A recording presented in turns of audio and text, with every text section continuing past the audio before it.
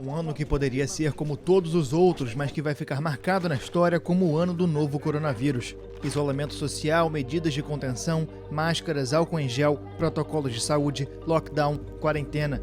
Termos e medidas que entraram de vez na vida de pessoas em todo o mundo. O vírus surgiu em 2019 e a doença leva no nome o número do ano em que começou, Covid-19, mas foi 2020 que foi virado de cabeça para baixo pela pandemia. Já em janeiro, o coronavírus se espalhou em Wuhan, cidade no centro da China onde os primeiros casos foram detectados, e logo começou a sair do país e da Ásia, causando estragos na Coreia do Sul. Em fevereiro, a Europa foi atingida. Itália e Espanha se tornaram o epicentro da pandemia no mundo, seguidas pelo Reino Unido, onde até o primeiro-ministro Boris Johnson foi infectado e precisou de cuidados intensivos. Entre os problemas de uma pandemia de tal magnitude, um apareceu logo de início: a busca por matérias-primas. Faltavam máscaras, cotonetes, insumos médicos e até respiradores, fundamentais nos casos mais graves. Entre quarentenas, isolamentos e lockdowns, pessoas de diferentes países precisaram se adaptar às imposições da realidade. O novo normal foi o termo que chegou a virar piada, mas que ajuda a traduzir o que se viu, ou melhor, não viu nas ruas. Pontos turísticos conhecidos pela lotação constante vazios. Avenidas movimentadas 24 horas por dia, 7 dias por semana, quase sem carros. Eventos esportivos cancelados. As pessoas se acostumaram ao contato pelas janelas das casas.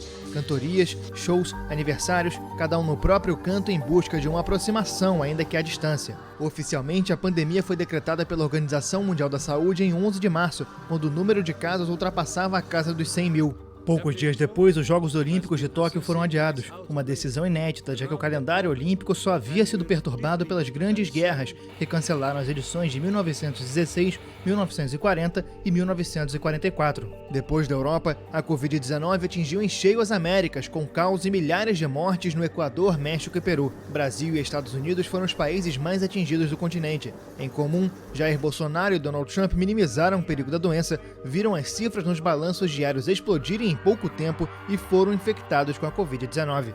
Os dois presidentes ainda defenderam o uso da cloroquina, um remédio rejeitado pela comunidade científica internacional.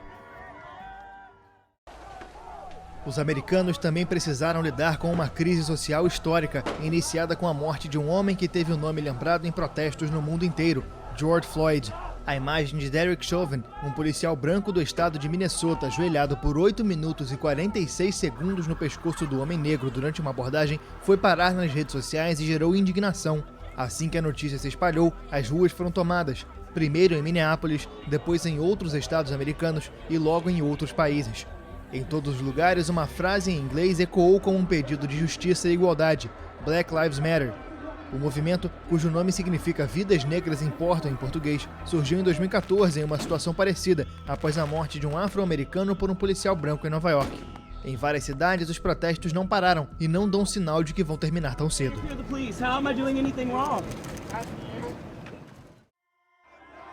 A tensão tomou conta das relações internacionais em 3 de janeiro. O general iraniano Qasem Soleimani foi morto por forças dos Estados Unidos. O militar era considerado um dos arquitetos das relações diplomáticas da República Islâmica e chefe da Força Al-Quds dos Guardiões da Revolução. O Pentágono garantiu que Soleimani desenvolvia planos ativos para atacar diplomatas americanos e que tramava uma ação importante que ameaçava a vida de centenas de pessoas. 3, 2, 1. Janeiro também viu o capítulo mais importante de uma novela de 4 anos, mas cujo desfecho segue conturbado. Às 23 horas locais do dia 31 do primeiro mês do ano, com festa para alguns e decepção para outros, o Reino Unido finalmente deixou a União Europeia. O território do bloco diminuiu 5,5% e a saída de 66 milhões de pessoas reduziu a população da União Europeia para 446 milhões de pessoas. O divórcio deu início ao período de transição, com duração planejada de 11 meses, mas que apresentou dificuldades nas negociações para um acordo nas relações pós-Brexit. Dos dois lados, acusações de falta de cooperação, e o único consenso foi sobre as profundas divergências persistentes nas discussões.